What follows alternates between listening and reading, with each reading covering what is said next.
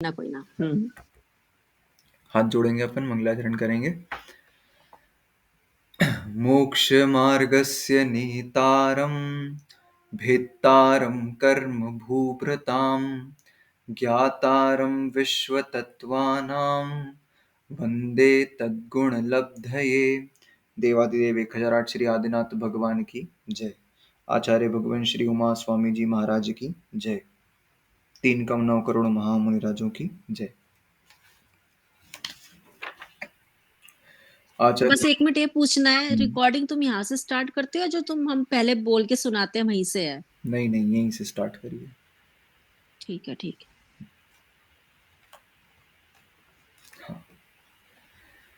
तो आचार्य भगवान उमा स्वामी महाराज तत्वार्थ सूत्र ग्रंथराज में संवर और निर्जरा तत्व का प्रकरण 9वें अध्याय में बता रहे हैं।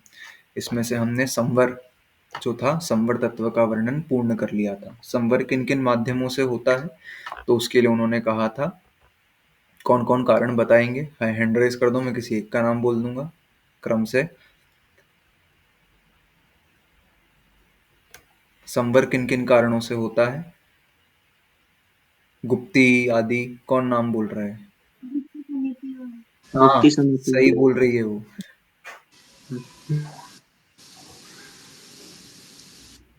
कनिका दीदी। गुप्ती समिति, अनुप्रेक्षा, परिशः, चारित्र, चारित्र, धर्म रह गया, 10 धर्म धर्म, धर्म, है ना। धर्म अनुप्रेक्षा। हाँ, ठीक है। तो क्या क्या होते हैं कारण? गुप्ती, समिति, धर्म, अनुप्रेक्षा, परिशहजय और चारित्र। इन सभी कारणों से संवर होता है। फिर उसके बाद लिखा था तपसा निर्जराच, मतलब तप के माध्यम से संवर और निर्जरा ये दोनों चीजें होती है। ठीक है। तो अब तप का प्रकरण यहाँ पर चालू हुआ था। तप 2 प्रकार के बताए थे, एक बहिरंग तप, एक अंतरंग तप। जिस तप को हम पहचान ले कि सामने वाला व्यक्ति तप कर रहा है, देख करके, जैसे वो उपवास कर रहा है तो हम देख करके पहचान सकते हैं। ठीक है, वो काय क्लेश कर रहा है, ठीक है, वो विविक्त शय्यासन इस प्रकार का तप कर रहा है, रस परित्याग कर रहा है। तो इन तपों को हम देख करके पहचान सकते हैं कि सामने वाला व्यक्ति कुछ विशेष क्रिया कर रहा है, इसीलिए उसको बहिरंग तप बोला। 6 प्रकार के बहिरंग तप थे। कौन कौन से? अनशन, यानी कि चारों प्रकार के आहार का त्याग एक पर्टिकुलर समय के लिए। अवमोदर्य या ऊनोदर, यानी कि भूख से कम खाना। फिर अनशन, अवमोदर्य, वृत्ति परिसंख्यान, यानी कि नियम के साथ भोजन करना, कि कुछ पर्टिकुलर नियम मिलेगा तो ही भोजन करेंगे, अथवा किसी पर्टिकुलर चीज का त्याग करेंगे, किसी पर्टिकुलर चीज को ही ग्रहण करेंगे, ऐसा कुछ नियम लेकर के भोजन करना। ठीक है। रस परित्याग, यानी कि 6 रसों में से 1 2 या आदि किसी 6 और सभी का त्याग करके भोजन करना, रस परित्याग। विविक्त शय्यासन, यानी कि कुछ विशेष आसन में बैठना या लेटना। ठीक है। और काय क्लेश, जान करके ऐसा आसन लगाना जो हमारे शरीर को कष्ट प्रदायक हो। ठीक है। कुछ विशेष आसन लगाना, कुछ विशेष तप इत्यादि के आसन में बैठ करके सामायिक आदि क्रियाएं करना। जैसे हमने समझा था एक पैर पर खड़े होकर के सामायिक करना। ठीक है। घोड़ासन लगाना, शीर्षासन लगाना, इस प्रकार से इन विभिन्न आसनों पर बैठ के सामायिक करना जो कष्ट प्रदायक हो, कुछ पर्टिकुलर समय के लिए। ज्यादा देर के लिए नहीं लगाते बनता तो 5 मिनट के लिए लगाएंगे, लेकिन इसी आसन में बैठेंगे, ऐसा। ठीक है, ये 6 प्रकार का हमारा बहिरंग तप था। अब अंतरंग तप का प्रकरण हमने पिछली क्लास में चालू किया था। सूत्र नंबर 20 हमने देखा था, प्रायश्चित, विनय, वैयावृत्य, स्वाध्याय, व्युत्सर्ग, ध्यानान्युत्तरम। सूत्र नंबर 20। ठीक है। तो 6 प्रकार का, न्युत्तरम मतलब उत्तरम, ध्यानानि उत्तरम, उत्तरम मतलब आगे के। बहिरंग हो गए थे, अब आगे के अंतरंग तप हैं। तो सबसे पहला था प्रायश्चित, फिर विनय, फिर वैयावृत्ति, फिर स्वाध्याय, व्युत्सर्ग और ध्यान। ये 6 प्रकार के अंतरंग तप थे। ठीक है। तो सबसे पहले हमने देखा प्रायश्चित क्या होता है। तो प्रायश्चित मतलब हम जो भी हमारी डेली एक्टिविटीज में कुछ त्रुटि कर दें, हमारी चर्या के पालन में कुछ त्रुटि कर दें, उस त्रुटि की आलोचना करना, अपने गुरु के समक्ष उनको प्रस्तुत करना और उसके दंड को स्वीकार करना, ये प्रायश्चित। विनय मतलब कि साधारण हमसे जो गुणों में उच्च हैं, चारित्र में उच्च हैं, ज्ञान में उच्च हैं, दर्शन में उच्च हैं, उनकी यथायोग्य विनय करना, ये विनय। फिर वैयावृत्ति, वैयावृत्ति यानी कि हमसे गुणी जन जो हैं, जो चारित्रवान हैं, व्रती हैं, महाव्रती हैं, उनके प्रति उनकी चर्या में जो भी हमसे सहायक बन सकता है वो सहायता करना। फिर वैयावृत्ति के बाद स्वाध्याय, स्वाध्याय को सबसे बड़ा तप कहा। क्यों स्वाध्याय को सबसे बड़ा तप कहा? स्वाध्याय परमम तपः, क्योंकि स्वाध्याय के माध्यम से ही हमको बाकी सभी तपों का ज्ञान होगा, संवर का ज्ञान होगा, निर्जरा का ज्ञान होगा, चारित्र का ज्ञान होगा। ठीक है, यदि हम बिना ज्ञान के चारित्र को स्वीकार कर लेंगे तो हम पालन किस चीज का करेंगे? हमको लक्ष्य ही नहीं पता है कि हमारा ध्येय क्या है, कहाँ पहुंचना है। लेकिन इसका फिर हमने क्या बोला कि ये ही अर्थ नहीं है कि सिर्फ स्वाध्याय करें, क्योंकि कुंद कुंद स्वामी ने क्या लिखा? नाणस्य फलम उपेक्षा। ठीक है, ज्ञान का फल उन्होंने क्या कहा? उपेक्षा भाव, संयम। ठीक है, संसार से उदासीनता, वैराग्य, व्रत, संयम, ये सब उन्होंने ज्ञान का फल कहा। ठीक है, तो ज्ञान होने के बावजूद यदि व्रत नहीं लिए तो फिर वो ज्ञान किसी काम का नहीं है। ठीक है, इस प्रकार से समझना। तो ये स्वाध्याय। फिर व्युत्सर्ग, व्युत्सर्ग यानी कि कायोत्सर्ग, यानी कि अ, काय से उत्सर्ग यानी कि ममत्व परिणाम को छोड़ देना, ये कायोत्सर्ग है। हम जनरली कायोत्सर्ग को क्या बोलते हैं? 9 बार नमोकार पढ़ना कायोत्सर्ग करते हैं। हम जितनी देर में वो पढ़ रहे हैं उतनी देर में शरीर से ममत्व परिणाम छूट जाना चाहिए, यह है कायोत्सर्ग का एक्चुअल मतलब। ठीक है, फिर ध्यान। ध्यान क्या होता है? अंतर मुहूर्त तक किसी भी एक चीज पर मन को एकाग्र करना, काय वचन योग को स्थिर कर लेना और मन को किसी एक चीज पर अंतर मुहूर्त तक एकाग्र करना ध्यान होता है। आगे परिभाषा आएगी इन सभी की, तब अपन इसको और विशेष रूप से देखेंगे। फिर उसके बाद इन सभी के भेदों की चर्चा करी थी। सूत्र नंबर 21 में नव चतुर्दश पंच द्विभेदा यथाक्रमम प्राग ध्यानात्। प्राग ध्यानात यानी कि ध्यान के पहले पहले तक क्या है? सभी के भेदों की संख्या बता रहे हैं। तो उसके लिए उन्होंने लिखा नव, यानी कि प्रायश्चित के 9 भेद होते हैं। फिर चतु यानी कि 4 भेद, किसके? विनय के। और 10 भेद वैयावृत्ति के। ठीक है, 10। फिर पंच किसके भेद हैं? स्वाध्याय के 5 भेद हैं। और द्वि यानी कि व्युत्सर्ग या कायोत्सर्ग के 2 भेद होते हैं। ध्यान को क्यों नहीं ग्रहण किया? क्योंकि ध्यान अपने आप में एक बहुत वास्ट चीज है समझने के लिए। तो इन सभी का एक एक सूत्र में वर्णन हो जाएगा, परंतु ध्यान का नहीं हो पाएगा। तो ध्यान को इसी अध्याय में उन्होंने आगे और विशेष रूप से समझाया है। तो ध्यान के पहले पहले तक के भेद कर लिए, ध्यान के आगे करेंगे। ध्यान के भेद हमको पता है, आर्त ध्यान, रौद्र ध्यान, धर्म ध्यान, शुक्ल ध्यान, 4 प्रकार के ध्यान के भेद होते हैं।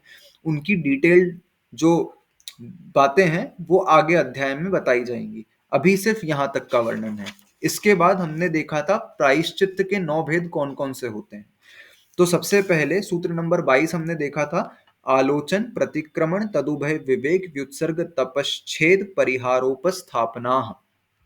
ठीक है, तो उन्होंने सबसे पहला भेद लिखा आलोचना, फिर प्रतिक्रमण, फिर तदुभय यानी कि आलोचना और प्रतिक्रमण एक साथ, फिर विवेक, फिर व्युत्सर्ग, फिर व्युत्सर्ग के बाद तप, छेद, परिहार और उपस्थापन। ये 9 प्रकार के प्रायश्चित्त के भेद थे। आलोचन मतलब क्या था?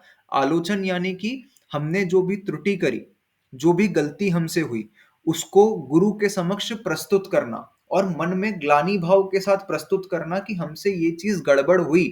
उस चीज के प्रति मन में गिल्ट होना चाहिए। ठीक है, उस चीज के प्रति गिल्ट यदि नहीं होगा तो वो गलती दोबारा दोबारा रिपीट होती रहेगी। ठीक है, गिल्ट होगा तो हम उसको रोकने का प्रयास करेंगे। भले ही हम मजबूरन कर रहे हैं, लेकिन हमारे मन में उस चीज के प्रति गिल्ट है तो हम उसको सही करने का प्रयास करेंगे। गिल्ट नहीं है तो हम उसको सही करने का प्रयास ही नहीं करेंगे। तो आलोचना करना तो गिल्ट के साथ करना कि मैंने ये चीज गलती करी थी, ये चीज सही नहीं है, इस बात का भान, आभास मन में होना चाहिए। ठीक है, तो आलोचना अपनी त्रुटियों को गुरु के समक्ष प्रस्तुत करना, ये होता है आलोचना। ठीक है, फिर प्रतिक्रमण, वे सभी मेरे दोष मिथ्या हों, इस प्रकार की भावना करना। तस्य मिच्छा में दुक्कड़म, ठीक है। तस् मिच्छा में दुक्कड़म, मेरे वो दुष्कृत मिथ्या हो। ठीक है। प्रतिक्रमण में ये भावना भाई जाती है। हम लोग मिच्छामी दुक्कड़म करते हैं, ऐसा मिच्छामी दुक्कड़म कुछ होता ही नहीं है एक्चुअली। मिच्छामी दुक्कड़म का प्राकृत अर्थ है मिच्छामी, मैं इच्छा करता हूं, किसकी? दुक्कड़म, दुखों की इच्छा करता हूं। ये एक्चुअल मीनिंग निकलता है मिच्छामी दुक्कड़म का। प्राकृत में क्या है? तस्य मिच्छा में दुक्कड़म, दुक्कड़म यानी कि दुष्कृत, और मिच्छा में मतलब मिथ्या हूं, वे मेरे दुष्कृत मिथ्या हूं। एक्चुअल वर्ड ये है। अब बोल बोल के पता नहीं हमने उसको दुखों की इच्छा करते हैं ऐसा कर लिया। ठीक है, तो ये ध्यान रखने की चीज है। तो प्रतिक्रमण में इस प्रकार की भावना करना, हाँ बिल्कुल। ठीक है। ज्ञान कमी होने के कारण, सही चीज नहीं पता होने के कारण इस चीज को और बढ़ावा मिलता है। ठीक है। तो प्रतिक्रमण में मेरे वे दोष मिथ्या हों, अब उनको मैं दोबारा नहीं करूंगा, इस प्रकार का संकल्प लिया जाता है। फिर उसके बाद तदुभय, आलोचना और प्रतिक्रमण एक साथ करना। ठीक है। विवेक, यानी कि अब हमने अपने दोषों को गुरु के समक्ष प्रस्तुत कर दिया, उनको हम दोबारा नहीं करेंगे इस चीज का संकल्प ले लिया, लेकिन हमसे जो त्रुटि हुई थी उसके लिए गुरु कुछ दंड देंगे, कुछ प्रायश्चित देंगे। उस दंड को, उस प्रायश्चित को स्वीकार करना, और सहज भाव से, हर्षित भाव से स्वीकार करना कि ये मेरे जो पाप लगे थे नियम को तोड़ने के कारण, व्रतों में शिथिलता लाने के कारण, उन पाप कर्मों को धोने के लिए, ठीक है, उन कर्म बंधों को क्षय करने के लिए ये प्रायश्चित मुझे मिला है। तो सहज और हर्षित परिणाम से आचार्य परमेष्ठी के द्वारा जो दंड दिया गया है, उस दंड को स्वीकार करना विवेक नाम का प्रायश्चित होगा। व्युत्सर्ग, व्युत्सर्ग में अब वो क्या करेंगे? व्युत्सर्ग में वो आपको कुछ भी प्रायश्चित दे सकते हैं। जैसे उन्होंने आपको प्रायश्चित दिया कि आपको 11 नमोकार मंत्र की मालाएं करनी है, ठीक है, ये उन्होंने प्रायश्चित दिया, ये व्युत्सर्ग नाम का प्रायश्चित कहलाएगा। ठीक है। जो जाप इत्यादि का प्रायश्चित दिया जाता है कि इतनी इतनी पर्टिकुलर संख्या में पूरी करनी है, ये व्युत्सर्ग आपको हो सकता है 1.25 लाख का दे दें, हो सकता है 1.25 करोड़ का दे दें, और कुछ टाइम पीरियड बता दें कि आपको 1 साल में, 3 साल में, 5 साल में, 11 साल में कंप्लीट करनी है। इस प्रकार से वो कुछ भी प्रायश्चित दे सकते हैं आपको। ठीक है। तो वो प्रायश्चित को स्वीकार करना, ये व्युत्सर्ग नाम का प्रायश्चित होगा। हाँ भैया। ये जाप से रिगार्डिंग एक क्वेश्चन है। हाँ हाँ। अब जैसे कोई नियम लेता है ना कि मैं इतने जाप करूंगा, हम्म। मतलब मैं 1 करोड़ जाप करूंगा। ठीक है। अब जैसे मेरा एक फ्रेंड है, तो वो जाप का जो आता है ना ट्रैकर लेके आता है। हाँ मतलब जाप का जो होता है ना ट्रैकर, हाँ कि हाँ मतलब हाँ, अपन जितना अगर एक डीप काउंट हो काउंट गया करते तो जाते हैं, हाँ। हाँ हाँ हाँ। तो अब जैसे वो कहीं मतलब बाहर होता है ना, तो भी वो हाँ जाप करता रहता है। हाँ। तो इसमें बिना भाव से किए गए जाप का इसका तो कुछ फल नहीं मिल रहा है ना। नहीं नहीं, मिल वो तो जाएगा, ऐसा सिर्फ, कुछ नहीं है। नहीं अब जैसे वो तो सिर्फ ये है कि मेरे को नियम लिया है उसका मेरे को पूर्ण करना है, इसलिए मैं जाप कर रहा हूँ। नहीं नहीं, ठीक है भाव से बट करो चाहे भाव से नहीं करो, मंत्रों की सिद्धि हो जाती है। एक पर्टिकुलर बिना संख्या भाव पूरी, के भी, बिना, हाँ मतलब बिना भाव बिना से, भाव के भी। बिना भाव के भी आप बस संख्या पूरी कर लो, मंत्रों की सिद्धि हो जाती है, ऐसा होता है। अच्छा। क्योंकि उसमें और बीजाक्षर फिर इत्यादि होते हैं, कुछ चीजें होती हैं। तो चलते फिरते उठते बैठते, जरूरी नहीं कि आपने जैसे 1.25 करोड़ ले लिया, अब 1.25 करोड़ तो करने में जीवन निकल जाएगा। तो उठते बैठते हाँ, तो चलते वो फिरते, जब भी मेरे को मिलता है ना वो यही बोलता है कि भाई मेरे को तो 1 करोड़ जाप करना है मेरे को। हाँ, तो इस प्रकार से मतलब आपको करते रहो बस उस जाप को, क्योंकि भले आपको उपयोग लग रहा हो नहीं लग रहा हो, जैसे भले उपयोग नहीं है लेकिन मंदिर भी जाना, भले मन हम्म। नहीं है मंदिर जाने का, लेकिन फिर भी मंदिर जाएंगे तो अपने को कुछ ना कुछ तो कर्म बंद होगा, पुण्य का बंद होगा। ठीक है।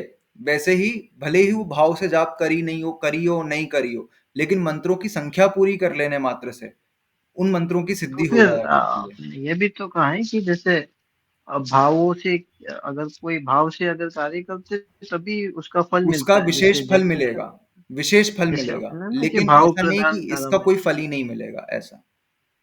ठीक है। ठीक है। ये व्युत्सर्ग नाम का प्रायश्चित। फिर व्युत्सर्ग के बाद तप नाम का प्रायश्चित। तप नाम के प्रायश्चित में जो हमने 6 प्रकार का बहिरंग तप पढ़ा, जिसमें अनशन यानी कि वो उपवास का प्रायश्चित दे सकते हैं कि आपको इतने इतने उपवास करने हैं। फिर अनशन के बाद अवमोदर्य, यानी कि आपको ऊनोदर करने का प्रायश्चित मिल सकता है। ठीक है, अब ऊनोदर करने का प्रायश्चित भी ऐसा होता है कि हमको लग रहा है ऊनोदर में क्या प्रायश्चित है, एक दाना चावल का लेके वापस आ जाना, इस प्रकार का प्रायश्चित दिया। एक अंजुलि खीर लेकर के वापस आ जाना, इस प्रकार का प्रायश्चित दिया। तो ये सब ऊनोदर, ये उत्कृष्ट ऊनोदर होता है। ठीक है, तो इस प्रकार का प्रायश्चित मिल सकता है दंड की पूर्ति के लिए। ठीक है, फिर अनशन, अवमोदर्य, वृत्ति परिसंख्यान, कुछ भी विशेष नियम दे सकते हैं कि ये मिले तो ही भोजन करना। ठीक है, फिर उसके बाद रस परित्याग, कुछ भी रस इत्यादि का त्याग करने का नियम दे सकते हैं कि आपको इतने समय तक इस रस का त्याग करना है, नमक का त्याग करना है, मीठे का त्याग करना है, कुछ भी पर्टिकुलर रस का। या बोलेंगे आपको 3 नीरस मतलब 6 रसों का त्याग करके 3, 5, 10, 11, 30 जितने भी लगे प्रायश्चित ग्रंथों के आधार पर वो उस प्रकार का प्रायश्चित देते हैं। ठीक है, तो तप नाम का जो जो हमने 6 तप पढ़े वैसा वो प्रायश्चित दे सकते हैं। छेद मतलब कुछ समय की दीक्षा का छेदन कर देना। जैसे मैंने बताया था कि एक मुनिराज जैसे 15 वर्ष के दीक्षित मुनिराज हैं और उनसे कुछ त्रुटि हुई तो उनके गुरु ने उनकी 5 वर्ष की दीक्षा का छेदन कर दिया, तो अब वो 10 वर्ष के दीक्षित कहलाएंगे। ठीक है, जो 5 वर्ष की दीक्षा थी उनकी उसका छेद हो गया, अब वो काम की नहीं है, अब वो 10 वर्ष के दीक्षित कहलाएंगे। अब जैसे ही वो 10 वर्ष के दीक्षित कहलाएंगे तो उस बीच जो पहले 11 वर्ष के दीक्षित, 12, 13 और 14 वर्ष के दीक्षित जो संघ में मुनिराज थे वो उनसे छोटे थे। ठीक है, लेकिन जैसे ही अब उनकी दीक्षा का छेदन होकर के वो 10 वर्ष के दीक्षित रह गए तो ये सभी ऑटोमेटिकली उनसे बड़े हो जाएंगे संघ में। ठीक है, फिर संघ में उसी अनुसार जैसे क्रम से मुनिराज बैठते हैं उसी क्रम में फिर वो उनसे नीचे बैठा करेंगे। ठीक है, वो दीक्षा में उनसे छोटे हो गए हैं, वो उसी क्रम में आहारचर्या के लिए निकला करेंगे। तो इस प्रकार से कुछ समय की दीक्षा का छेदन कर देना, ये छेद नाम का प्रायश्चित कहलाता है। ठीक है, फिर परिहार, परिहार नाम के प्रायश्चित में गुरु अपने शिष्य को आज्ञा देंगे कि आपको संघ से पृथक विहार करना है। अब आपसे कुछ त्रुटि हुई और गुरु आपसे कह दें कि अब आपको 2 वर्ष तक गुरु का मुख नहीं देखना, अब आपको बाहर रहना है, बाहर अलग विहार करना है, कहीं संघ में नहीं आना है आपको। इसका ये अर्थ नहीं कि उनको आज्ञा से अलग कर दिया जाएगा, उनको आज्ञा में रखना है, आज्ञा में रखते हैं, पर संघ से अलग विहार कर देते हैं, गुरु उन्हें अपने साथ नहीं रखते हैं। इसको कहते हैं परिहार नाम का प्रायश्चित। उपस्थापन, उपस्थापन नाम के प्रायश्चित में कुछ बहुत विशेष बड़ी त्रुटि हो जाए तो पूरी दीक्षा को खंडित करके, पूरी दीक्षा का छेद करके पुनः दीक्षा के संस्कार करना। ठीक है, इसको कहते हैं उपस्थापन नाम का प्रायश्चित। तो इस प्रकार से 9 प्रायश्चित होते हैं जो हमने पढ़े थे पिछली क्लास में। अब अपन देखेंगे आगे के। तो प्रायश्चित के बाद अगला तप था विनय नाम का। तो विनय, उसके लिए सूत्र नंबर 23 लिखा था, सूत्र नंबर 23 देखेंगे। ज्ञान दर्शन चारित्रोपचाराः, ज्ञान दर्शन चारित्रोपचाराः, ज्ञान दर्शन चारित्रोपचाराः। अंकेश भैया बोलोगे सूत्र?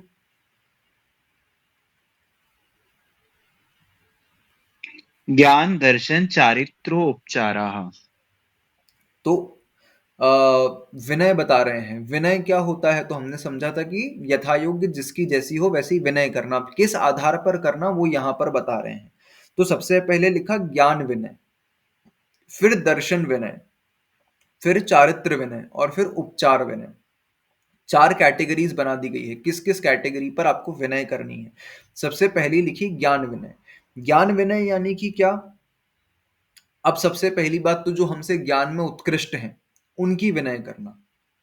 ठीक है, जैसे कोई व्यक्ति है, हम अभी अध्याय पढ़ रहे हैं 9th, ठीक है, कोई व्यक्ति है उसको 10th अध्याय का भी अर्थ आता है, 10th अध्याय भी बोलते आता है, हमको बोलने में सिर्फ अभी पहला अध्याय आता है, किसी को 10 अध्याय याद है, किसी को 2 अध्याय याद है, तो हमसे एक अध्याय भी ज्यादा है ना वो ज्ञान में।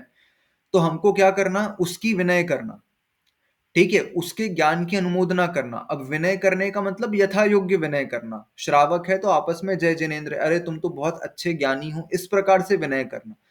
ठीक है, ये होती है ज्ञान विनय। तो एक तो हमसे ज्यादा जिसको ज्ञान है उसकी विनय करना।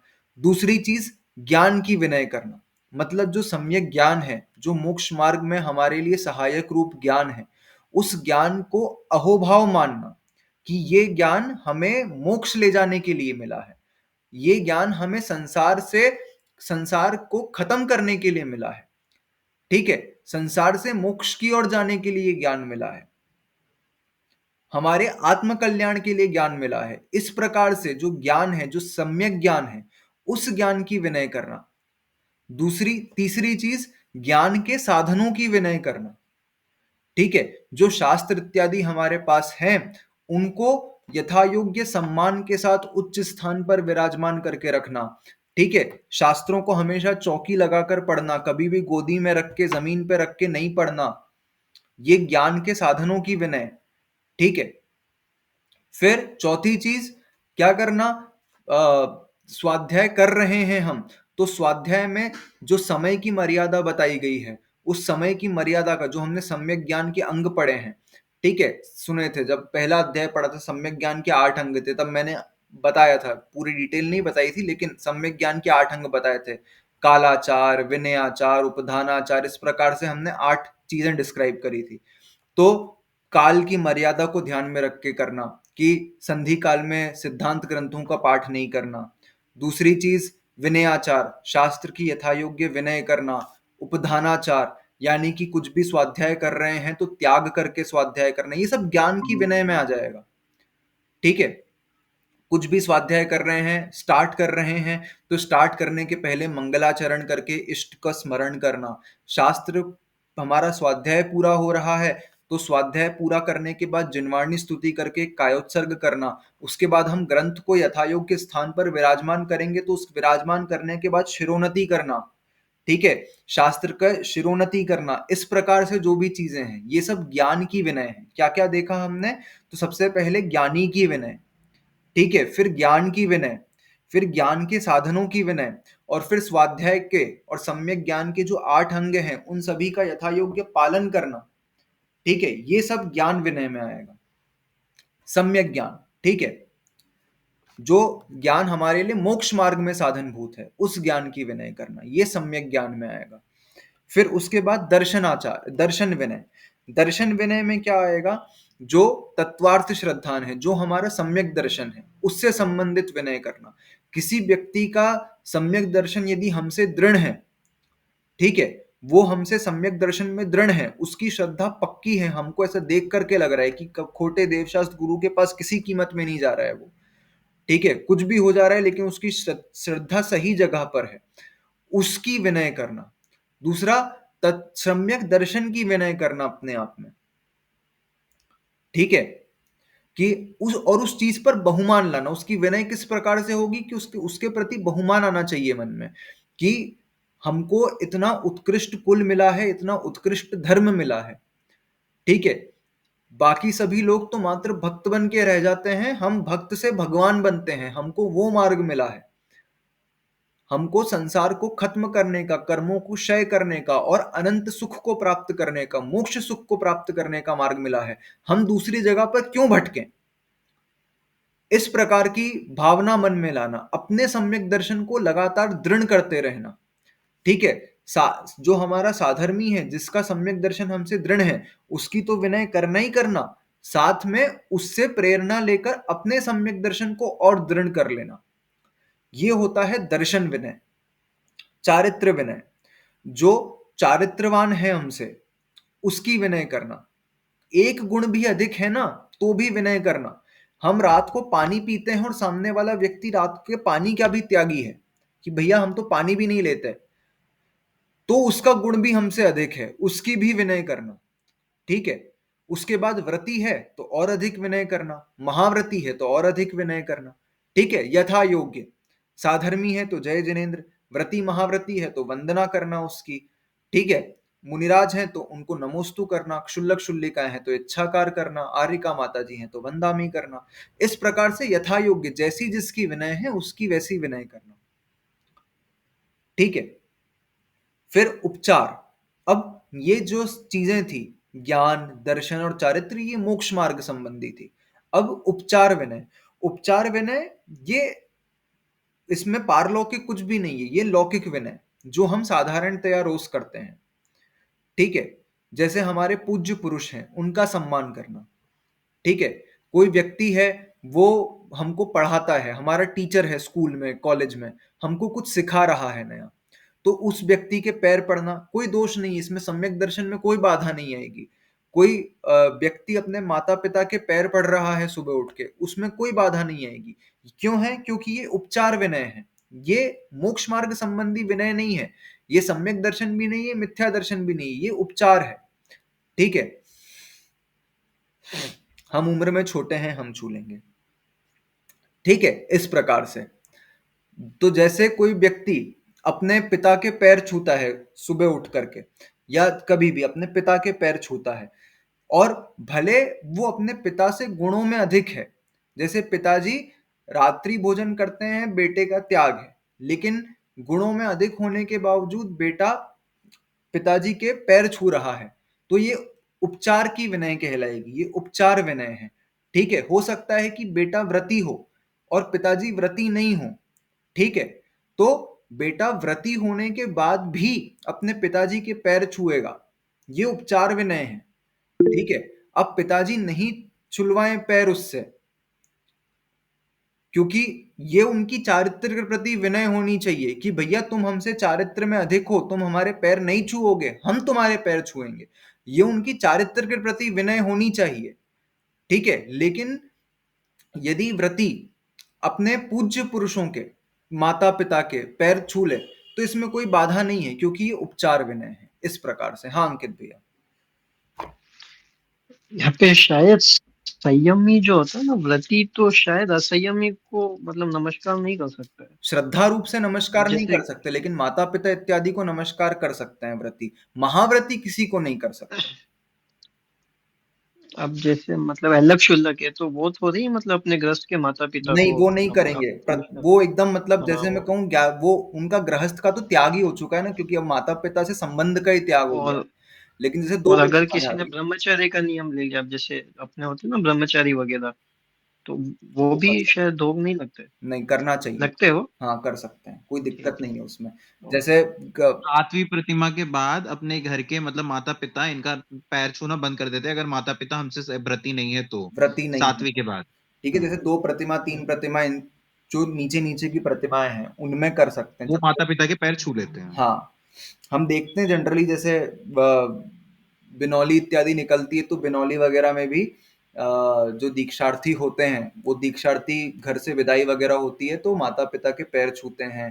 ठीक है? यथा योग्य सबकी विनय करते हैं, तो उसमें कोई यार बात इस बारे में भी एक डाउट है, मैं बाद में बाद में पूछूंगा। पूछ लेना। हाँ ठीक है।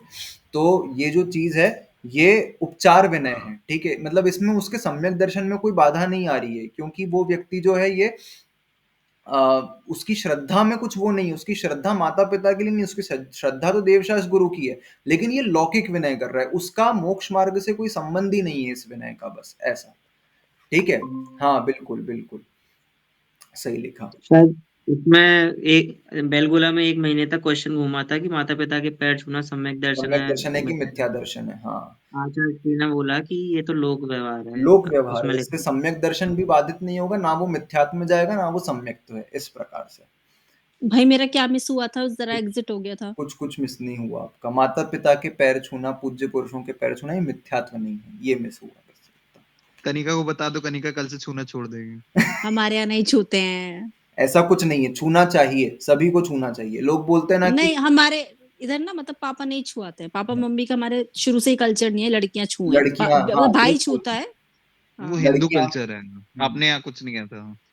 हाँ वो अच्छा। लड़कियों को छूना चाहिए यार, और क्या। लड़कियों को भी छूना चाहिए। लोग बोलते हैं कि मामा भांजे के पैर नहीं पड़ने चाहिए, वो भी पड़ना चाहिए। अपने से उम्र में बड़े हैं, सम्मान सबका करना चाहिए, इस प्रकार से। हाँ, ठीक कल तो को मैं यार अपनी मेरे को मम्मी नहीं को लगता ना। बताऊंगी ना, तो वो चढ़ जाएंगी मेरे ऊपर। एक क्लास में सीख सीख के क्या क्या अप्लाई करती है घर में। ठीक है, कोई बात नहीं। तो इस प्रकार मेरे से, को लगता है ना ये मतलब हाँ बोलो। ये सारा मतलब बाहर की लोक व्यवस्था है, मतलब उनका धर्म से शायद धर्म कुछ से, नाता नहीं है। अब हाँ, जैसे कोई लेना देना नहीं है। अब वही होता है ना, अब जैसे हम कुछ बाहर की कुछ क्रिया ऐसे होता है, कोई अगर किसी का मतलब अगर विरोध टाइप करता है, तो उससे मतलब एक अलग पंथ बन जाता है। वही, और इसीलिए फिर लेकिन इसको अलग कैटेगरी और बनाई मेरा पर्सनल ये मानना है एक्चुअली, हाँ, कि ये कि मतलब उपचार अगर विनय है, अध्यात्म, इसका मोक्ष मार्ग से लेना देना है ही हाँ, नहीं। कुछ मतलब ही नहीं है इन सब चीजों हाँ का रियल में तो। ठीक है। ऐसे हिंदुओं में बोलते हैं कि बेटियां लक्ष्मी होती है, अपने यहाँ तो ये चीज नहीं मानते हैं, और फिर हाँ वो वहां पे बोलते हैं कि भांजा जो होता है वो ब्राह्मण होता है इसलिए पैर नहीं छुआते हैं। मतलब ये पता नहीं, ऐसा वो उनका टॉपिक कोई चल कुछ रहा भी है। बोल देता है भाई। हम्म। इसीलिए नहीं करना ये सब चीजें, तो ये सब वास्तव में इनका कोई संबंध नहीं है अपनी चीजों से, ठीक है। तो चार धर्म प्रकार। से कुछ हाँ मतलब हाँ, ही नहीं इन सब। तो चार प्रकार की विनय हो गई। ज्ञान विनय यानी कि जो भी सम्यक ज्ञान के साधन है, सम्यक ज्ञान है, ज्ञानी है, उन सभी की विनय करना। दर्शन विनय, सम्यक दृष्टि की विनय करना। चारित्र, जो चारित्रवान है उसकी विनय करना और उससे प्रभावित होकर के अपने जीवन में चारित्र का पालन करना। और उपचार विनय यानी कि जो लोक व्यवहार में हम हमसे बड़ों की विनय करते हैं, वो विनय करना, ये उपचार विनय कहलाएगी, ठीक है। फिर उसके बाद है प्रायश्चित विनय, फिर वैयावृत्ति। वैयावृत्ति के 10 भेद हैं। तो 10 भेद बताने के लिए सूत्र नंबर 24 लिखा। सूत्र नंबर 24, आचार्योपाध्याय तपस्वी शैक्ष ग्लान गण कुल संघ साधु मनोज्ञानाम। आचार्योपाध्याय तपस्वी क्षैक्ष ग्लान गण कुल संघ साधु मनोज्ञानाम। आचार्योपाध्याय तपस्वी शैक्ष ग्लान गण कुल संघ साधु मनोज्ञानाम। कनिका दीदी सूत्र बोलोगे? आचार्योपाध्याय तपस्वी शैक्ष्य ग्लान गण कुल संग साधु मनोज्ञानाम। ठीक है। ये 10 वैयावृत्ति, ये है ना एक्चुअली 10 वैयावृत्ति के भेद नहीं है। किन 10 पोस्ट्स पर, मतलब किन 10 पदों की वैयावृत्ति करनी चाहिए उस बारे में लिखा है। किन 10 प्रकार के जीवों की वैयावृत्ति करनी चाहिए। वैयावृत्ति के 10 टाइप्स नहीं है ये, किन किन 10 प्रकार के लोगों की वैयावृत्ति करनी चाहिए उसका वर्णन है यहाँ पर, ठीक है। तो सबसे पहले लिखा आचार्य। तो जो आचार्य, सबसे एक बार समझ लेते हैं हम संधि विच्छेद करके। सबसे पहले आचार्य, फिर उपाध्याय, फिर तपस्वी, शैक्ष, ग्लान, गण, कुल, संघ, साधु और मनोज्ञ। ये 10 प्रकार के जीव हैं जिनकी वैयावृत्ति करनी चाहिए, ठीक है। तो सबसे पहले लिखा आचार्य। आचार्य कौन होते हैं? तो 36 मूल गुणों का पालन करने वाले जो आचार्य परमेष्टि हैं उनको यहां पर आचार्य कहा, ठीक है। जो 36 मूल गुणों का पालन करते हैं, जो पंचाचार का पालन स्वयं करते हैं और अपने संघ में साधुओं से सभी से करवाते हैं, ऐसे जो आचार्य हैं उनको यहाँ पर आचार्य ग्रहण किया गया। जिनका संघ होता है, जिनके शिष्य होते हैं, उनको कहा गया है आचार्य, ठीक है। जो व्रतों का आचरण करवाते हैं, ठीक है, जिनको साधारणतः हम आचार्य परमेष्ठी बोलते हैं, वही यहाँ पर आचार्य ग्रहण किए गए, ठीक है। तो आचार्य की वैयावृत्ति करनी चाहिए। दूसरा लिखा उपाध्याय। उपाध्याय यानी कि कौन? जिनको हम उपाध्याय परमेष्ठी कहें, अथवा ऐसे मुनिराज जो शिक्षा और अध्ययन करें और करवाएं, ठीक है। जरूरी नहीं कि उपाध्याय पद पर हों, परंतु वे शिक्षा, मतलब स्वाध्याय इत्यादि जो श्रुत का अध्ययन है वो खुद करें और दूसरों को करवाएं, ऐसे मुनिराजों की वैयावृत्ति अच्छा, करनी चाहिए। हाँ वही मैं सोच रहा हूँ, उपाध्याय आजकल कम है, लेकिन रामो उपाध्याय इतना मत बड़ा वो है पद, हाँ, तो वो तो हर मुनि अप्लाई हो जाएगा जो पढ़ाता है करता। हाँ। नहीं और नहीं, आचार एक्चुअली भी। हर मुनि पर, मतलब जरूरी नहीं कि उनको उपाध्याय पद दिया जाए, क्योंकि उपाध्याय के मूल गुण भी अलग हो जाते हैं, फिर उनको 25 मूल गुणों का पालन करना पड़ता है। इस प्रकार से उपाध्याय के मूल गुण, तो मूल गुणों के संस्कार देने पर ही उपाध्याय पद मिलेगा, उनको ऐसे उपाध्याय कहा नहीं जा सकता। लेकिन कई मुनिराज ऐसे होते हैं जो संघ में उपाध्याय का ही काम कर रहे हैं, उनका काम है पढ़ाना सभी को, ठीक है, श्रुत का अध्ययन कराना सभी को। तो मतलब उपाध्याय पद पर ना होकर के भी वो उसी प्रकार की क्रिया कर रहे हैं, ऐसा समझें, ठीक है।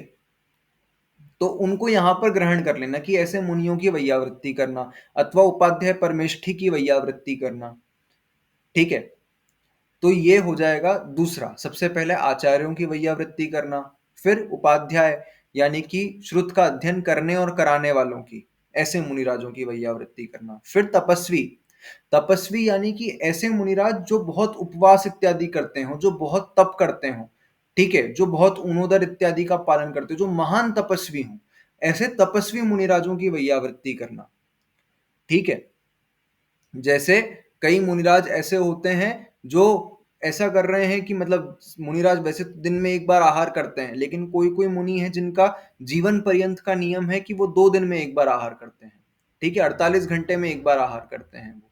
ठीक है, कई ऐसे होते हैं जो मतलब आचार्य आदिसागर अंकलेकर जी महाराज 7 दिन में एक बार आहार करते थे। ठीक है, 7 या 8 दिन में एक बार आहार किया करते थे। और कई वर्तमान में ऐसे मुनिराज हैं जो बहुत कठिन व्रतों का पालन कर रहे हैं, जैसे सिंह निष्क्रीडित जैसे व्रतों का पालन कर रहे हैं। 1 दिन आहार करते हैं, फिर 2 दिन उपवास, फिर 1 दिन आहार 1 दिन उपवास, फिर 1 दिन आहार 2 दिन उपवास, फिर 1 दिन आहार 3 दिन उपवास, 1 दिन आहार 4 दिन उपवास, ऐसे करके सलंग 15 दिनों तक लगातार उपवास चल रहे हैं और एक पारणा हो रही है। इस ऐसा लगातार कितने दिनों तक चल रहा है? तो 2 सालों तक लगातार चल रहा है ये क्रम। ठीक है, 500 दिनों में 530 दिनों में 500 उपवास, ये जो वृहत सिंह निष्क्रीडित व्रत आचार्य प्रसन्न सागर जी महाराज जी ने जो शिखर जी में किया था। ठीक है, इस प्रकार से ये आराध्य सागर जी महाराज ने उज्जैन में ये सिंह निष्क्रीडित व्रत किया था 2020-21 में।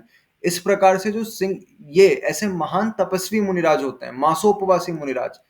ठीक है, ऐसे मुनिराजों की जो बहुत अधिक तपस्या करें, जो बहुत अधिक उपवास इत्यादि करें। ठीक है, नीरस, जीवन पर्यंत के लिए नीरस का भोजन नियम ले रखा है आचार्य संभव सागर जी महाराज, उनका शतरस त्यागी, अन्न के त्यागी। ठीक है, जीवन पर्यंत का नियम है उनका। तो इस प्रकार से जो बहुत अधिक तप करें, ऐसे तपस्वी मुनिराजों की वैयावृत्ति करना, ये तपस्वी में आ जाएगा। शैक्ष, शैक्ष यानी कि ऐसे मुनिराज जो बहुत अधिक पढ़ने में ही ध्यान रहते, मतलब जो बहुत अधिक पढ़ते ही रहते हो। ठीक है, कई मुनिराज ऐसे होते हैं जिनका दिन का मैक्सिमम टाइम सिर्फ श्रुत के पठन पाठन में निकल रहा है, ग्रंथ लिखने में निकल रहा है, ग्रंथ के ट्रांसलेशन करने में निकल रहा है, नई नई चीजें पढ़ने में निकल रहा है, पूरे समय अध्ययन ही अध्ययन चल रहा है। ठीक है, आप ऐसे मुनियों के पास जाओ, वो उठ के नहीं देखते, आंख उठा के नहीं देखते, नीचे आंख रखिए, पढ़ ही जा रहे हैं, लिखे ही जा रहे हैं। ठीक है, इस प्रकार से शैक्ष यानी कि जो पूरे समय शिक्षा में लीन है, जो पूरे समय अध्ययन कर रहे हैं, ऐसे मुनिराजों को कहा गया शैक्ष। ठीक है, ग्लान, ग्लान यानी कि ऐसे मुनिराज जो बहुत रोगी हैं, जिनका शरीर मलिन हो गया, ऐसे मुनिराजों को ग्लान कहा जाता है। ठीक है, जो बहुत बीमार हैं, संलेखना चल रही है, कुछ रोग हो गया, ठीक है, शरीर में कुछ पीड़ा उत्पन्न हो गई है, इस प्रकार के मुनिराजों को ग्लान कहा जाएगा। तो उनके रोग का उपचार करना, उनको निर्दोष आहार में दवाई देना उनके लिए, ठीक है, ये उनकी वैयावृत्ति है। अथवा उनके लिए आहार में ये ध्यान रखना कि कुछ उनकी प्रकृति के विपरीत नहीं चल जाए, कुछ उनको ऐसी बीमारी हो और हम खाने में ही ऐसा दे दें, ठीक है, जिससे कि उनकी बीमारी बढ़ जाए, ये भी ध्यान रखना। उनके आहार में उनके अनुकूल पदार्थ चलाना। आहार का बहुत बड़ा ज्ञान होता है और साधुओं को और श्रावकों को, साधुओं को तो रखना ही चाहिए क्योंकि उनका शरीर है, उनका संयम है, लेकिन श्रावक आहार करा रहे हैं, उनको आहार विज्ञान का बहुत ज्ञान होना चाहिए कि क्या खिला रहे हैं मुनियों को। ठीक है, एक अभक्षों में एक प्रकार का अभक्ष होता है, उसको कहते हैं अनिष्टकारक अभक्ष। ठीक है, तो वो अनिष्टकारक अभक्ष क्या है? वो अनिष्टकारक अभक्ष ये है कि आपको कुछ प्रकृति के विपरीत है आपके, भले वो पदार्थ भक्ष भी हो, लेकिन आपके लिए वो अभक्ष है। जैसे मुझे सर्दी खांसी हो जाए तो वो ठंडा पानी पी लेना मेरे लिए अभक्ष है। ठीक है, जामफल खा लेना वो मेरे लिए अभक्ष है, वो अनिष्टकारक अभक्ष है, क्योंकि वो मैं खा लूंगा तो मेरी तबीयत और खराब हो जाएगी। मैं सीताफल खा लूंगा तो मेरी तबीयत और खराब हो जाएगी, तो ये मेरे लिए अनिष्टकारक अभक्ष है। तो ऐसा ध्यान रखना कि मुनियों को उस समय जब वो उनको ग्लान, यानी कि ऐसे मुनि जो रोगी हैं, उनको हम भोजन में कुछ ऐसा ना दे दे जो उनके लिए अनिष्टकारक हो जाए। ये उनकी वैयावृत्ति है एक प्रकार से। आप उनके ढंग से आहार कराओगे तो आधा तो वो वैसे ही ठीक हो जाएंगे। ठीक है, उनके लिए निर्दोष औषधि चलाना। हम कई बार ऐसी चीजें कर देते हैं, गर्मी के मौसम में मुनिराज को बाफले में घी में पिरोए हुए बाफले चला दिए, ठीक है, अब वो बाफला पेट के अंदर जाकर के जब वो आटा फूलेगा, कितनी प्यास की वेदना होगी। आप एक दिन बाफला खा लो घी वाला, और फिर अगले पूरे दिन पानी मत पीना, तब पता चल जाएगा क्या होता है। ठीक है, और बुद्धिहीन लोग जबरदस्ती करते हैं। ठीक है, तो इस प्रकार से ऐसा पदार्थ नहीं देना जो उनके लिए किसी भी प्रकार से उनको पीड़ा उत्पन्न करे, बाधा उत्पन्न करे। ये उनकी वैयावृत्ति है। तो ग्लान यानी कि ऐसे मुनियों की वैयावृत्ति करना जो रोगी हैं। गण, गण यानी कि क्या करना, मतलब जो एक पर्टिकुलर संघ में एक साथ जो मुनि हैं उनको, मतलब जैसे एक साथ कुल 15 मुनियों का संघ है, 5 मुनियों का संघ है, उनकी वैयावृत्ति करना, वो गण। ठीक है, एक ग्रुप में जितने हैं वो सारे के सारे एक गण में कहलाएंगे। फिर उसके बाद कुल, कुल यानी कि एक पर्टिकुलर आचार्य के जितने शिष्य हैं वो सभी के सभी कुल में कहलाएंगे। ठीक है, एक पर्टिकुलर आचार्य के जितने शिष्य हैं वो सभी के सभी एक कुल के हैं, हर आचार्य का कुल अलग रहेगा। जैसे गण में, गण और कुल में डिफरेंस समझना, जैसे एक आचार्य हैं, उनके 50 शिष्य हैं, अब उन्होंने 3 को अलग, 5 को अलग, 10 को अलग और 4 को अलग, इस प्रकार से पृथक पृथक विहार करवाया, तो ये अलग अलग गण बन गए। ठीक है, अब उन्हीं आचार्य 7 मुनियों के साथ में हैं, और वहां पर दूसरे संघ के भी कोई मुनिराज आ गए, और दूसरे संघ की कोई आर्यिकाएं आ गई, अथवा उन्हीं के संघ की कोई आर्यिकाएं हैं, तो जब वो एक ग्रुप में है, भले वो दूसरे संघ की हैं, लेकिन जब तक वो एक ग्रुप में है वो पूरा का पूरा एक गण कहलाएगा। ठीक है, हाँ, मतलब वो उनके ईश है ना, वो उनके लिए उच्च पद पे हैं, इस प्रकार से। ठीक है, तो वो एक गण है। लेकिन कुल, कुल किसको कहेंगे, वो जो 5 और 10 और 6 ऐसे मुनिराज पृथक विहार करके गए, जो उन आचार्य के शिष्य थे, वे सभी एक कुल के कहलाएंगे। ठीक है, कुल कलेक्टिवली एक आचार्य का एक कुल होगा, जिसमें उनके द्वारा दीक्षित भले वो पृथक विहार कर रहे हों या उनके साथ में हों, सब एक ही कुल में आएंगे। लेकिन गण में एट ए टाइम जो उनके संघस्थ हैं वो पूरा का पूरा एक गण कहलाएगा। गण और कुल में डिफरेंस समझ में आया? पर यहाँ लिखा है कि जो वृद्ध मुनियों की परिपाटी होती है उसे गण कहते हैं। गण में तो मैंने यही पढ़ा है कि गण मतलब, मैं दूसरी एक किताब में देखूंगा एक बार, क्योंकि गण मतलब जो एट ए टाइम एक साथ रहते हैं वो गण में आते हैं, और जो पूरे कुल में होते हैं वो मतलब जो पूरा एक आचार्य का जो कुल रहता है, उनका पूरा शिष्य, वो सभी के सभी वो कुल में आते हैं। मैं एक बार और कल कंफर्म करके बताऊंगा। मैं जिसमें लिखा है ना उसमें भी ये लिखा है, स्थविरों की संतति को गण कहते हैं। स्तविरों हाँ, की, तो कुल तो इसने सही बताया, मतलब जो इसमें लिखा है एज पर दिस बुक, तो कुल तो सही है जैसा देवांग बोल रहा है, बट गण की हाँ, गण डेफिनेशन में ये अलग लिखा है। हुआ है कि स्थविरों की संतति को गण कहते हैं। ओके, ठीक है, मैं एक बार कंफर्म करूंगा कल। एक बार मैं एक और बुक चेक करता हूँ, मैं 2 बुक लेके बैठा हूँ। ठीक ये है। अंकेश जैसे बोल रहा है उस लैंग्वेज का क्या मीनिंग हुआ, किसकी संतति को गण कहते हैं? स्थविरों मतलब वही वृद्ध वृद्ध आचार्य। मुनिराजों को अच्छा। स्थविर कहा जाता है। ठीक है, हम्म। फिर उसके बाद गण और कुल, फिर कुल के बाद संघ। संघ किसको कहते हैं हम, चतुर्विध संघ। तो वैसे तो संघ मतलब हम चतुर्विध संघ में मुनि आर्य का श्रावक श्राविका ग्रहण करते हैं, लेकिन यहाँ पर वो नहीं ग्रहण किया गया है। यहाँ पर 4 प्रकार के, क्या बोलते हैं, ऋषि, अनगार, यति और मुनि, 4 प्रकार के साधु होते हैं। वो जब एक साथ रहते हैं तो उसको एक संघ कहा गया। तो 4 वर्ण के मुनि, सभी मुनि होते हैं, ऋषि, अनगार, यति और मुनि, ये जब होते हैं एक साथ उसको एक संघ कहा गया, उनकी वैयावृत्ति करना। ठीक है, साधु यानी कि बहुत दीर्घ दीक्षित जो मुनि होते हैं उनको साधु कहा गया।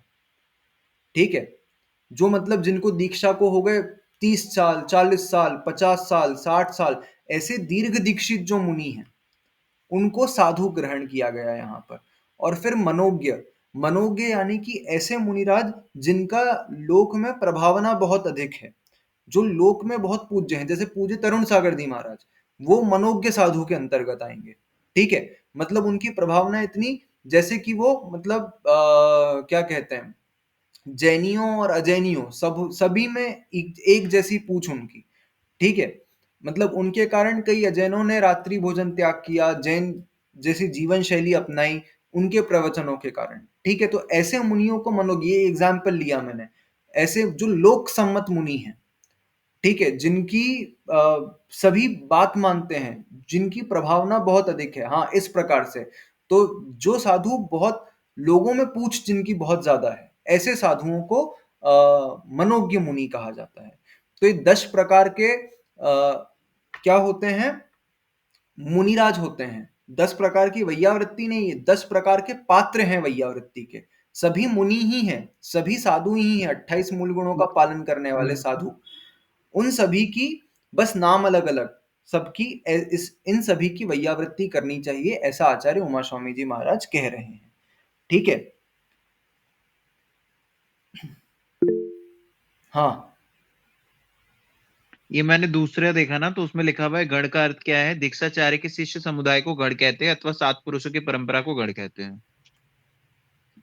जी, मतलब जो आचार्य हैं उनके समुदाय में, मतलब उनके साथ में जितने रहते हैं, मैंने भी यही पढ़ा था। हो उसको सकता है गढ़, हाँ, यही दोनों मीनिंग है, हो सकता है दोनों जगह हो लिया सकता हो। है ये वाला कि वृद्ध वाला भी होता होगा, क्योंकि मैंने यही पढ़ा था कि एक संघ में, एक साथ में जितने रहते हैं उन्हीं को गण कहा जाता है। तो वृद्ध मुनियों का संघ, लेकिन वृद्ध मुनियों का संघ ऐसे अलग से कभी देखने में नहीं आता इस और प्रकार। ये भी होता है ना, गणधराचार्य बोलते हैं, जैसे विराग सागर जी थे आचार्यों के आचार्य, ऐसे आचार्यों उसमें के बन आचार्य, जाते वो हैं। गणाचार्य इसलिए कहा जाता था क्योंकि जो आचार्य नहीं नहीं, गणाचार्य। वृद्ध साधुओं का संघ भी होता है। अभी अपनी ये क्या नाम है, सुनील सागर जी की शिष्या है ना शुभमती जी, तो वो सारी वृद्ध क्षुल्लक क्षुल्लिका आरिकाओं को लेकर यहाँ से खरजी में प्रवास कर रही है ना, सबकी समाधि करवा रही हैं। अच्छा ऐसा, हाँ तो इस प्रकार से भी 16-17 साधु के, 16-17 है उनके संग में, अरे वाह, सुमति और स्वस्तिमती जी।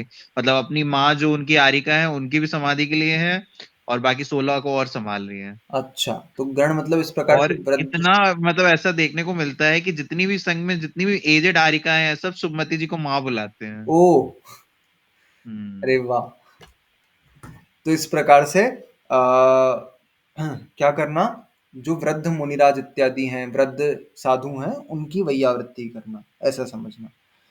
ठीक है, तो ये 10 प्रकार के वैयावृत्ति के पात्र होते हैं, ऐसा हमने देखा। 4 प्रकार का संघ हमने कौन सा देखा था, ऋषि, मुनि, यति और अंगार। इसमें ध्यान रखना, ऋषि कौन से होते हैं, जो रिद्धि प्राप्त मुनिराज होते हैं उनको ऋषि कहा जाता है। मुनि यानी कि जो अवधि ज्ञानी मुनि हैं उनको मुनि कहा जाता है। यति मानी कि जो श्रेणी चढ़ रहे हैं, जो उपशम या छपक श्रेणी चढ़ते हैं, उनको यति कहा जाता है। और अंगार यानी कि शेष सभी जो मुनिराज होते हैं उनको अंगार कहा जाता है। 4 प्रकार के मुनिराज होते हैं। ठीक है, वर्तमान में सिर्फ अनगार नाम के मुनि हैं, ऋषि, मुनि और यति ये होते नहीं हैं पंचम काल में।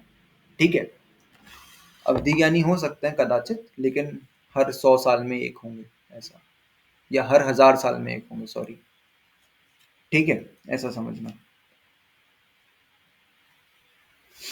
ठीक है, तो इस प्रकार से, अवधि ज्ञानी, हाँ अवधि ज्ञानी, अवधि ज्ञानी हर 1000 साल में एक अवधि ज्ञानी मुनिराज होंगे ऐसा। पंचम काल मतलब मिला के ना भरत क्षेत्र में। हाँ मतलब पंचम काल 21,000 साल का है, तो हर 1000 साल में एक एक अवधि ज्ञानी मुनिराज होंगे। तो और ये हुए हर होंगे, मतलब समय के बाद दो, मतलब हुए होंगे ना काफी। हाँ मतलब अभी तक जैसे 2500 साल हो चुके हैं, तो हो सकता है करीब 2000, मतलब 2 या 3 अवधि ज्ञानी मुनिराज। अब वो उस अवधि ज्ञान को प्रकट करें नहीं करें, लेकिन उनको उस चीज हाँ का भान मतलब रहेगा कि उनका अवधि ज्ञान है। ठीक है, हम्म। ऐसा समझना चाहिए। ठीक है, अंकित भैया कुछ बोल रहे हो? हाँ, और 1000 साल में धर्म का भी तो लोप होता है बीच हाँ बीच में। उसी दौरान वो अवधि ज्ञानी मुनिराज होते हैं, जब धर्म का वो होता है ना, धर्म का नाश होता है, तभी वो अवधि ज्ञानी हाँ, मुनिराज आते हैं ऐसा। तो ये चेक कैसे करेंगे, क्या पता मेरे को। नहीं नहीं, उनको पता चल जाता है इस चीज का, क्योंकि धर्म का ज्ञान होना होता है ना, तो अवधि ज्ञान से जान लेते हैं कि ये जो जीव है, ये क्या बोलते हैं उसको, क्या है वो, अरे कल्कि है, सॉरी। वो अपने अवधि ज्ञान से जानते हैं कि ये जीव कल्कि है और ये धर्म का नाश करने के लिए आया है। और ये अपने श्रावक को नहीं हो सकता है क्या? श्रावक को अवधि ज्ञान हो सकता है, बस पंचम काल में नहीं होगा। अच्छा, मुनि अवस्था में पता चलेगा। हाँ ठीक है, तो इस प्रकार से अपन ने विनय नाम का तप और वैयावृत्ति नाम के तप का आज अध्ययन किया। अपन जिनवाणी स्तुति करने के लिए हाथ जोड़ेंगे, उसके बाद जिसको जो भी डाउट्स हैं एक बार पूछ लेना। शास्त्र पठन में मेरे द्वारा यदि जो कहीं कहीं प्रमाद से कुछ अर्थ वाक्य पद मात्रा छूट गई। सरस्वती मेरी उस त्रुटि को कृपया क्षमा करें और मुझे कैवल्य धाम में मां विलंब धरें।